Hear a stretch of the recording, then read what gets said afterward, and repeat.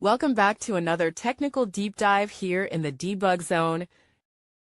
Today we're tackling a big question and breaking it down with insights from other users. Hopefully this clears up some misconceptions and helps you get the answer you need.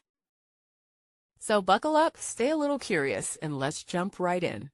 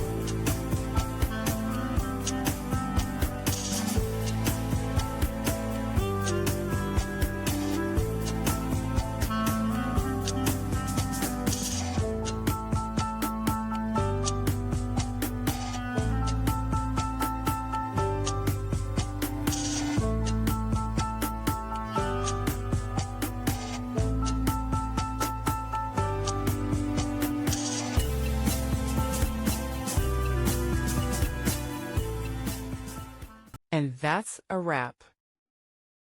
I hope you found the answer you were looking for. If you did, take a second to hit that subscribe button. It really helps out. And let me know in the comments which solution worked best for you. See you next time in the debug zone.